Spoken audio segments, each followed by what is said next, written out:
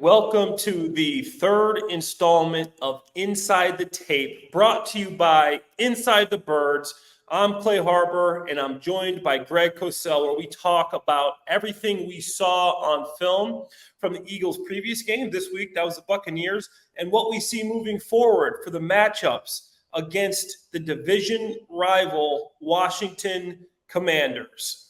So to start things off, I just want to get right into it. Big win for the Eagles. They're 3-0, obviously in a great position, alone atop the NFC East. So you got to be happy about that. But it wasn't pretty. It wasn't one of those games where it's just, everything's clicking. You throw for 300 yards. Jalen Hurts has a huge game. So in those games where it was a little bit messy, it wasn't pretty, but you still had a game that felt like it wasn't close throughout the whole game. So let's just get right into it, Greg.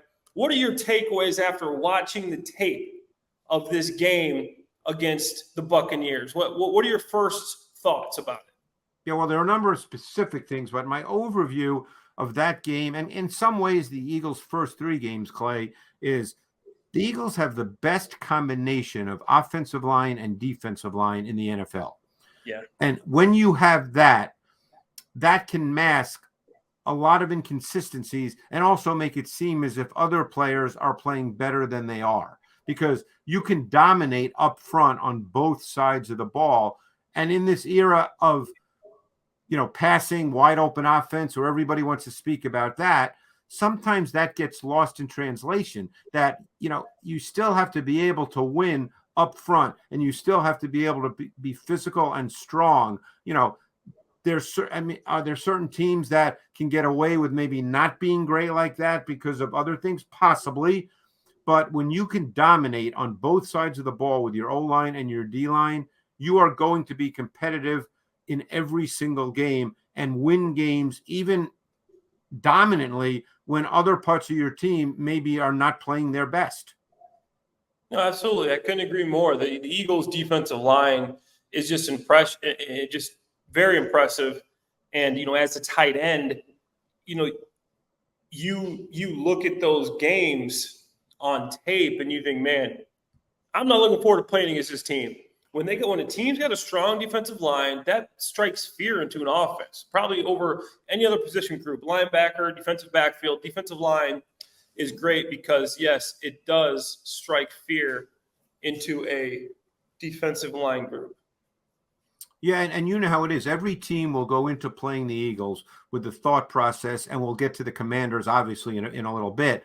But every team will go into playing the Eagles with the idea that we have to run the ball to some degree. Now, they know that they're not necessarily going to run for 150, but the feeling would be we have to run to some degree, which, is really good in the meeting room. It's really nice on the iPad. But then when you get in the game and you find that you simply can't gain meaningful yards, sustaining yards, it becomes really difficult, because then you get caught up in second and long, third and long, and then you get the pass rush. So it's just a very, very difficult defense to play against because of that defensive front. And as we're finding out, it goes 8-9 deep. I mean, it's not just one or two guys that you have to worry about when you play that defensive front. I mean, I don't know if it's because of Jordan Davis and Jalen Carter, but Fletcher Cox looks like he's 25 years old through these first three games. No, I mean, everybody you see on that defensive line is playing well. I mean, Marlon Tupelotu is Milton Williams. I mean, Everybody's playing well. Honestly, the one guy that I'm a little bit concerned with is Hassan Reddick. Watching him on tape, just watching this game, he's getting singled up. There's nothing crazy. They're not sending double teams like they were sending to him last year. He's getting one-on-one opportunities in Hassan. I just don't – maybe he's not healthy yet. Maybe the time off in training camp, he's not quite where he needs to be with his wind. But whatever's going on with Hassan Reddick, he doesn't look like the same guy. His aggressiveness, his motor, I mean, he's not looking like the Hassan Reddick of old. But besides him, I think he'll play himself back into shape, and we'll start seeing, some of the guy that we saw last year, the guy that was in the Defensive Player of the Year conversation with 16-plus sacks last year. But luckily for the rest of the defensive line, like you said, you got Jordan Davis and you got Jalen Carter. these guys they must get double teamed. If you don't double team these guys, and like you said, Fletcher Cox. Fletch was in my draft. Fletch was with me. I played with Fletch. I'm waking up with back pain, and Fletch is still out here getting the job done. You have to double team these guys, and that leaves too many one-on-ones. And even when you do double team these guys, you're not getting to these linebackers. And I think that's why you're seeing the linebackers look like they're playing such good ball. No, I mean, not Christian Ellis, excuse me. Zach Cunningham is playing really well in the run game. Cunningham. I was looking for the name. Zach Cunningham was playing excellent in the run game. I mean, he's getting in on plays. I mean, he's 7th year in the league, but he's looking good. Nick Morrow's looking solid. I mean, it makes it so much easier for these linebackers when you got guys, they can't get off of these double teams. So the Eagles, what you see on tape is the Eagles linebackers running free, and then you see a guy like Reed Blankenship being able to fill in and make tackles because there's nobody getting to the second level in this defense right now against this defense. Yeah, and there's a lot to unpack with what you said. So let me just take it a little bit if I could. Number one, I think what's hampering Reddick is the fact that he has a bandage on his hand, because you know how it is as a pass rusher. You have to be able to use your hands. You have to be able to play off contact. And I think right now he's having a hard time with that. So until that bandage gets removed, my guess is he'll probably struggle a bit. Secondly, we saw a big nickel this week for the first time where they played 3 safeties and 2 corners. So I call that big nickel. It's still 5 DBs, but it's 3 safeties. And we saw Sidney Brown come in as the 3rd safety. And not only did they play that against 2 tight ends or on 1st and 10, but they played that in the first half until Brown got hurt on snaps where it was 3rd and long. So they obviously felt comfortable doing that. And then, of course, with Avonte Maddox hurt, what they did, as you know, is they brought in Bradbury to play in the slot, because Josh Jobe had acquitted himself really well on the outside the week prior against the Vikings, and they wanted to keep him outside when they went to their conventional nickel with 3 corners. So, those are things that immediately stood out on tape. And this defense is just, they're really just a very, very difficult defense to play against. No, it's excellent stuff there again, Greg. I mean, noticing that the big nickel and the regular nickel and the different things the Eagles are able to do. I thought Sidney Brown was healthy. I think he only had 12 snaps at that one drive. I mean, he blew up the screen. He made a tackle. He was in on the tackle where he had good coverage in the slot, and then he comes off to make a play against I forgot who made the catch, but he makes a nice play there. And then Mike Evans clearly pushes off at the top of the route. What do you mean? It wasn't called. He didn't push off. It wasn't called, but that is like you watch it. He gets a nice little chicken wing push off. And a lot of guys would go, Sidney Brown recovered and made the play. So I thought his stock's up. That's a good job by him. Hopefully he's okay. And then, like you said, I feel like they didn't really attack Bradbury in the slot. You saw the one play to Godwin where they clearly attacked him. Gives him a little shake, and then he slips his second level, gets the ball. But besides that, I feel like they weren't even targeting him. I mean, were you surprised by that? Well, I was to some extent. The one thing also is that the Bucs, because of the Eagles' offense, which we'll get to in a sec, the Bucs only ran something like 44 plays. So they may have felt that they had certain things in their game plan. You know how it is that you don't get to if you don't run enough plays. So I think they probably thought that was going to happen as the game progressed. And then the game progressed in a way that they didn't want to have it progress. And it just kind of probably took them out of how they wanted to ultimately play. So they didn't get, I'm sure, to some things that they had built into their game plan, because they only got to run 44 plays. And in an NFL game, that is a ridiculously low number. Oh, yeah, ridiculously low. And I mean, they had 41 yards rushing, and they had 133 passing yards net because Baker was sacked, but he had 146 passing yards. So, I mean, overall, you're holding this team to under 200 yards.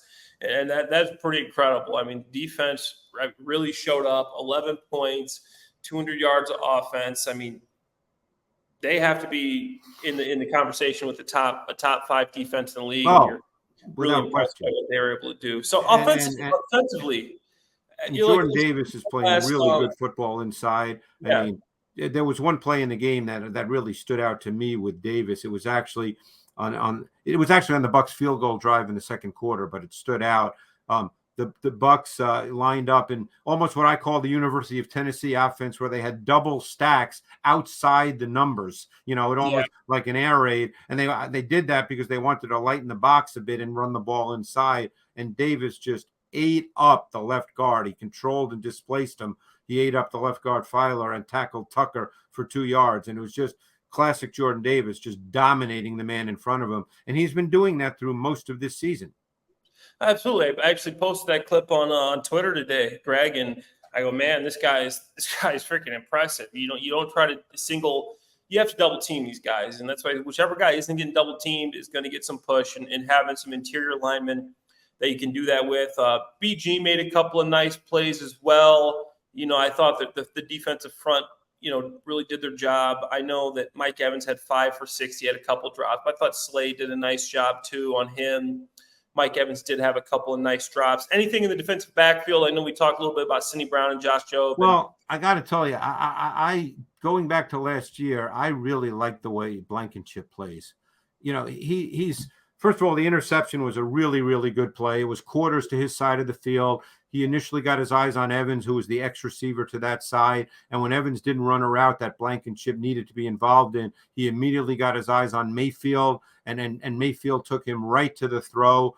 Just a really smart play mentally, and then a very good physical reaction. And plus, and this stands out every game, I love the way he runs the alley in the run game, Clay. That guy, and he tackles. A lot of guys run the alley and they just throw their body at runners. He tackles. So, he's just, to me, a really good football player. You can almost see the experience in the way he plays. He was a 5-year starter in college. Granted, it was not a Power 5 school, but this kid's played a lot of football, and he's seen a lot of things, and he plays that way. No, absolutely. I mean, that was a nice read by Reed. Yeah. Red Baker. I had to say it. I'm sorry. I'm not sorry. But, man, he really you saw it. He just looks at his eyes and just takes off. There was nobody threatening him on his half of the field. He's kind of freed up there, and Baker doesn't account for him. He thinks he's got a wide open Mike Evans. Just cuts under that ball, a very nice interception, and then running the alley, man. This guy, like you said, he runs the alley and he knows how to finish. He did have one missed tackle, maybe 2 in the game that I thought plays maybe he could have made. But overall, Reed Blankenship is the real deal, man. He can cover, he can make plays, and he can tackle. So let's move to the the offensive side of the ball. I know we talked a little bit about those guys up front, but what an impressive game by them. But honestly, Greg, to me, a lot of those plays were based off alignment. What was going on tape to open up these holes? Greg, you could have ran through some of these holes out there. DeAndre Swift was running through holes that 3 or 4. I appreciate that, Clay. I appreciate that. Back in the day, I could run a little, but that was a really long time ago. So what are you seeing up front here? Is starting the run game, and I know Jalen only got sacked once for 6 yards, and the protection held up pretty well as well. But what are you seeing up front here? I mean, is this alignment that the Eagles are beating people on, and the offensive linemen just moving them up front? What are you seeing? I think it's a combination of things. I think, number one, Brian Johnson has a really good feel, and this comes from film study, and I'm sure game planning, not just with Brian, but with other coaches as well. They have a really good feel for what the defense is doing, and therefore they're able to call specific plays against defenses that they're anticipating, and it's allowing them to create holes. It's working really well. And then the other part of that is there are numerous plays where they just are physically beating the opponent. I mean, this is a really good offensive line. I mean, they started the game with the run game for the most part. They had that really good opening drive where they started off running the ball well. And Juergens at right guard had a number of really good one-on-one blocks. And I was really noticing that because he was really the only question going into this season. But, there was one play, and again, I always wonder about this as someone who sits and watches tape. Swift ran for 14 yards to start the Eagles' second possession, okay? It was first down because it started the possession. Now, the Bucks on that particular play, they got caught because they were disguising playing cover 2, okay? Now, it's 1st and 10, start of a possession. I have no idea if Brian Johnson thought, hey, they're going to be in cover 2 here. But what happened is they ran the ball, and because White, who was going to be the middle hole defender, he started to sink, and so did the other two stacked players. And therefore, they weren't even involved in the run game because they were backing up to play their pass coverage responsibility in cover two. And Swift gained 14 yards. So when I watch plays like that, Clay, I always think to myself, do they know? Do they feel pretty confident based on probability and tendency and film study that something like that's going to happen? Or do they basically did it just happen to work out? Yeah, those offensive defensive coordinators, they're trying to play a chess match over there. Yeah. They'll sit on the sidelines. They'll be like, hey, we're anticipating getting X coverage, so be sure, alert like before, say at halftime or before a drive starts, you'll talk on the sideline and they'll tell you what they're thinking. They'll be like, be aware for this drive, I'm thinking of calling this because we think we're going to get that. So they always anticipate what coverage they're going to get, and they usually, no matter what happens, obviously there's something you can do. There's an out even if you get the wrong coverage. But, yeah, they go in there and they try to anticipate the perfect coverage a lot of times, especially coming out of drives, coming out of half, and doing things like that. So they try to make the perfect call. And sometimes just like that, it really works out for them. And that seems to be happening a lot through these last two games, particularly with the run game. Because I got to tell you, I know the numbers might not have been bad, but to me, the tape said that Jalen Hurts is not playing his best football. And I don't think he's played his best football through 3 games. And that's why I started with what I said. When your quarterback's not playing his best and you assume he will get better as the season progresses, but when your quarterback's not playing his best and you're still dominating opponents, that's a really good sign. Oh, absolutely. That's a great sign. I think for me, I'm thinking of some of the reasons why these alignments aren't that, teams are so scared to, obviously they're scared of Devontae Smith and A.J. Brown, but then also the fact that the Eagles run a ton of RPO.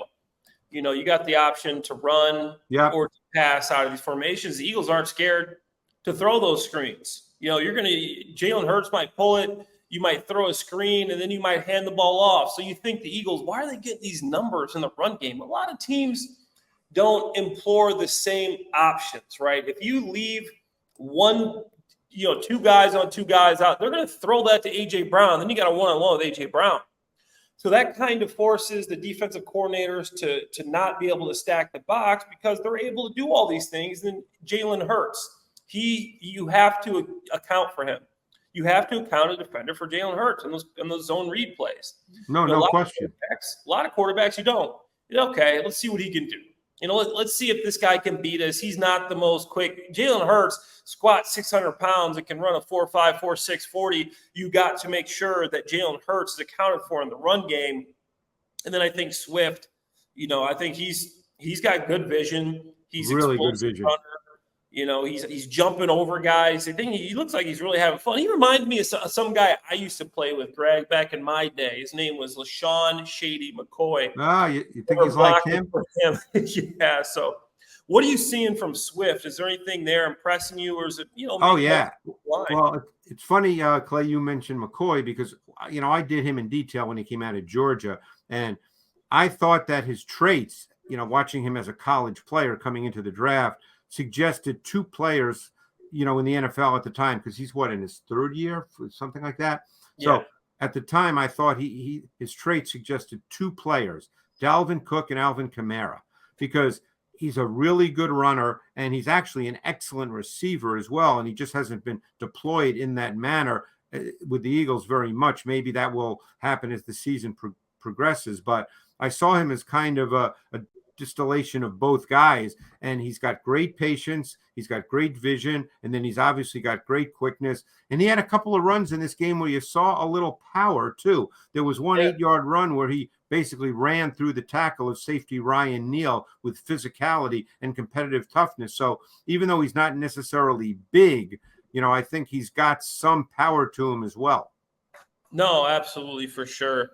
So let's move to this receiving core, and then talk a little bit about the quarterback. What are you seeing from Jalen Hurts? It seems some people are worried. 62 QBR, 71 rating, 23 of 37. He had those 2 interceptions. I think one of them, the one he was trying to target Swift, was an option route. I think Swift broke in because he saw man-to-man. I think he made the right choice there looking at it. I think that's an easy break Yeah, and pressure. again, Jalen will have to explain that, but I thought that was on him 100%. It was an angle route, and Swift cut right in front of White, and he might have scored if the ball was, put right out in front of him. So, I don't know. Jalen would have to say so, but watching the tape multiple times, to me, that was on Jalen. I think right now, I don't think he's seeing things as clearly as he needs to be. I think he's dropped his eyes on occasion. Now, he's certainly the kind of quarterback that can make great plays with his legs, and so he can at times compensate for that. But you know as well as I know that quarterback is never taught to drop his eyes and look at the rush if you're not getting a clear initial picture.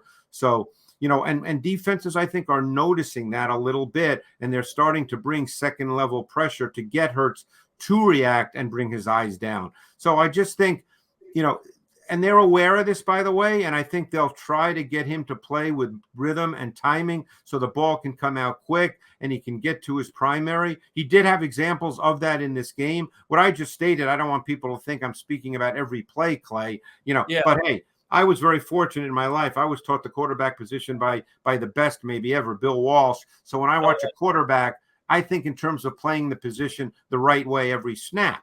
And that's the way coaches, as you know, should think. You do it right on every play. Sometimes the defense wins and, hey, you tip your hat. But you do what you can control the right way every time. And I think he's just working through some things right now. And like I said, is the likelihood that he'll get there? Yes, because we know what kind of individual he is and his work ethic and all those things. But right now, I just think he's not quite seeing it the way he should. No, I'm with you right there, and I think that was well put. And I think he's got some work to do to get back to the level that he was on last year. And overall, I think he's got some improving to do. So next week, you got the Eagles versus the Commanders. I think that the Commanders are a team that you're probably going to see the Eagles run the ball on again. Because, you look at the last couple weeks, you look at last week at least, and the Buffalo Bills were able to have 168 yards rushing. Passing only had 218. Josh Allen only had a 79 rating, 1 TD, 1 interception. I think this team is very susceptible to run, giving up over 5 yards a pop throughout the whole game.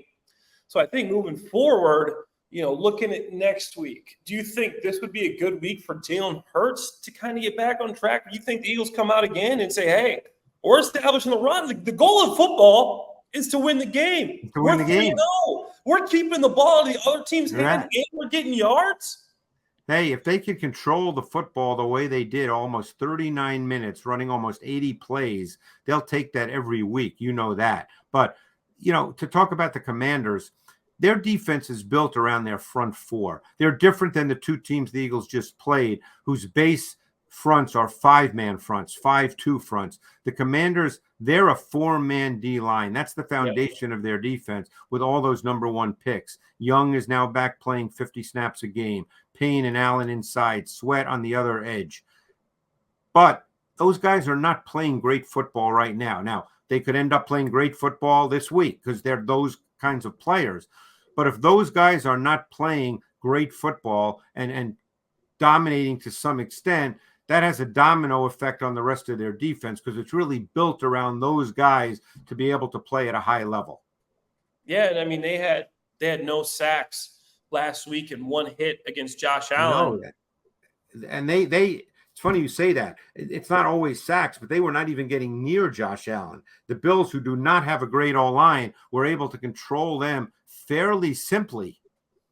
Yeah, so what are you seeing on what kind of things were they doing that were able to really keep that defensive line, in check up there? Because what I saw is that the Bills did a nice job of running the football. They got the ball to Stephon Diggs. He ran some great routes. They spread it around. You saw Josh Allen take off on a couple of decent little runs there. But what do you think? Like, what was the game plan there for them to control that offensive line the way they did? 1 hit. Yeah, one thing the Bills have done, and again, the Eagles could well do this as well because it will help Jalen.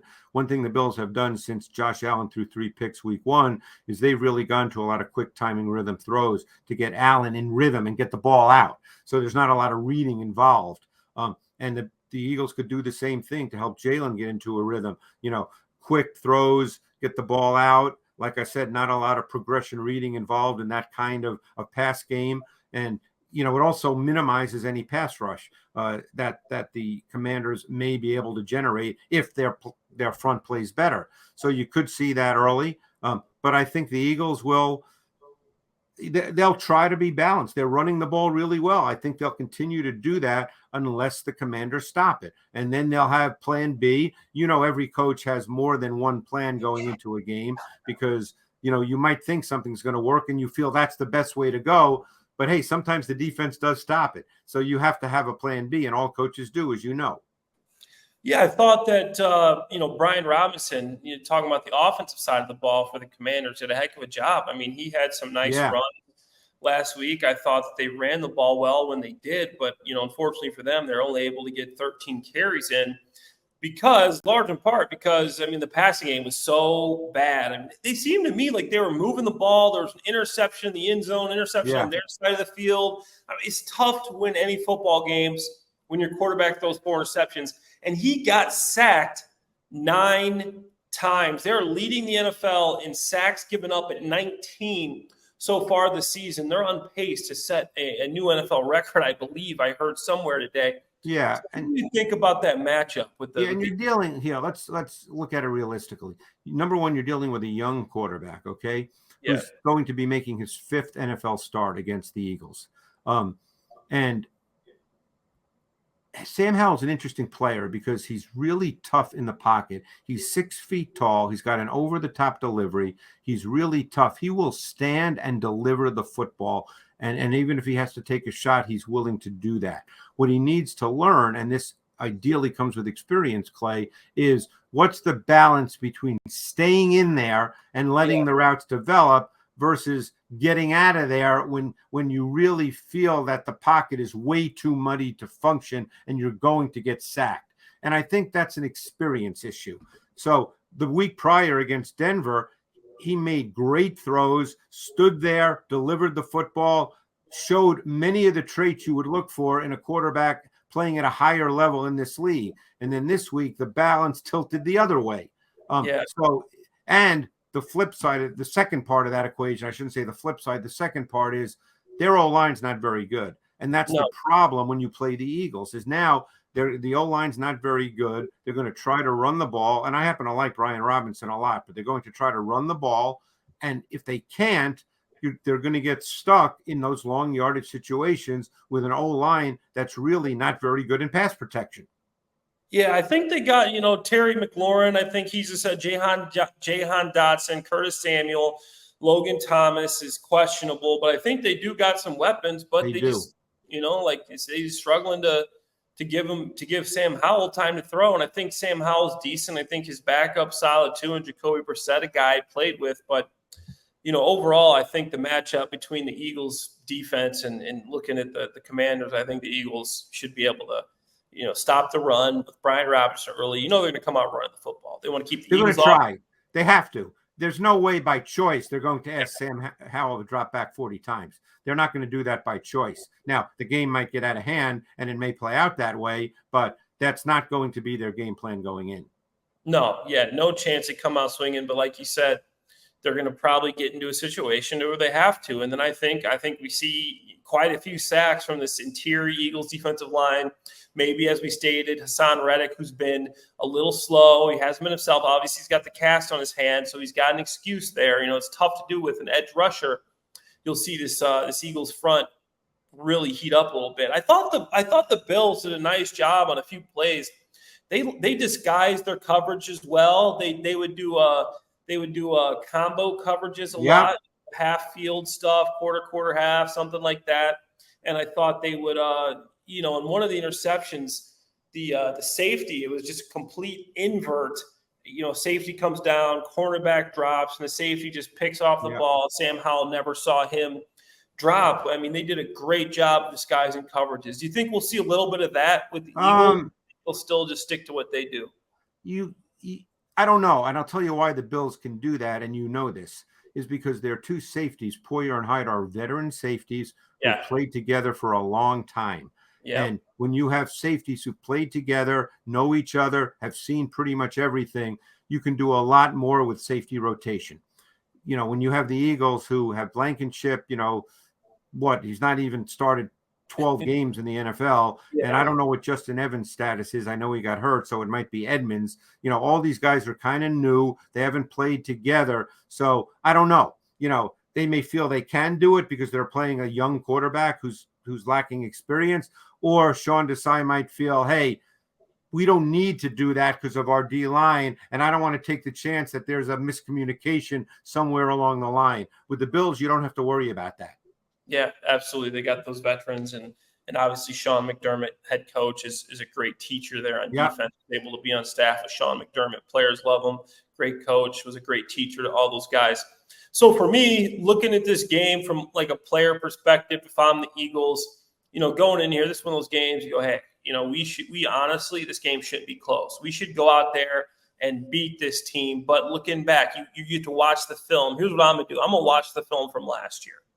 You know, I know it's a new offensive coordinator. The defense got some new wrinkles in there. But I'm going to watch this film from last year when they beat us, when we had, you know, Jalen Hurts, his sole loss when he was the starting quarterback of the regular season. Honestly, tons of turnovers, some crazy stuff happened that game. The roughing the passer, Dallas Goedert fumbles when he has a face mask, his helmet almost gets ripped off. Right. Yes. I mean, Quez Watkins fumble, you know, going down the field. Yeah, it was turnovers. It was fluky turnovers. Fluky game, but still, this team beat you last year. So you go back, you watch that tape, and that's going to get you excited to play this team and get them back. A little bit of revenge factor. I think the Eagles come out swinging. They come out hot. They come out attacking this team. And I personally, looking at the matchups that we talked about, the Eagles D-line versus offensive line that gave up 9 sacks. Obviously, the defensive backfield for the Commanders is decent. They played a good game against Josh Allen, but it's going to be a big run game with the zone read with Hurts. You know, I think the Eagles offense can handle them. And Howell, 4 interceptions. I mean, this team, decent run game, but we're set up to stop the run as Eagles. Like, look at our interior defense. Our D-line is not going to give up big holes in the run game. So all that says to me, Eagles win big. So what are you thinking, Greg? Give me your prediction. Yeah, it's hard to look at this game, you know, just basing it on tape and think that the Eagles could lose this game. But again, as you know, in the NFL, anything can happen. But I think they overmatched them in too many areas. You know, look, could that front four, if all 4 guys play dominant football, which they're certainly capable of, could they change the way the game is played? Sure, they could. They're that good at times. But up to this point, that has not happened. So it's just hard for me to look at this game, particularly on the Eagles D, Commanders O side of the ball, and feel like that they're going to really do a lot of damage. So to me, this is an Eagles kind of game. And I mean, you look at our offensive line. I mean, do they really have any matchups that worry you? Obviously, you know, like you said, going into the year, Cam Jurgens was our biggest worry. He's looked solid all year long. I think all the other guys have tried and tested and can compete and play against anybody in their position at the league. You know, I say that confidently. Watching the tape as a player, there's no guy that's going to come out. Lane Johnson's seen everything he's going to see. No, I agree with you. Has seen everything he's going to see. Jason Kelsey has seen everything and then some. This guy's seen this guy. Me and Kelsey, like I was talking about Fletch. Me and Kelsey were on the team together, Greg. That's how old these guys are. They've seen everything. I remember Kelsey when Andy Reid was here running sprint draw with LaShawn McCoy. You know, that seems like 100 years ago. It does, yeah. I was there. I was on that team, man. So I think this team is set up for this win. You're not going to surprise. This defensive line is their strength, but guess what? Offensive line is our strength too. Yep. I'm taking Eagles in a big one. But good stuff here tonight, man. Anything you want to add before we? No, I think we hit a lot of stuff, Clay. There's not much. I mean, like I said, I just watching this team just with their O-line and D-line, it's a treat to watch, and that the combination of those 2 units to me is the best in the NFL. Absolutely. The game is won and lost in the trenches, and the Eagles have some good trenches, some deep trenches. But appreciate you guys listening in to Inside the Tape, the third installment on the Inside the Birds platform. We look forward to talking to you guys next week and throughout the rest of this regular season. From myself, Clay Harbor, and my partner here, Greg Cosell, have a good week and fly, Eagles, fly.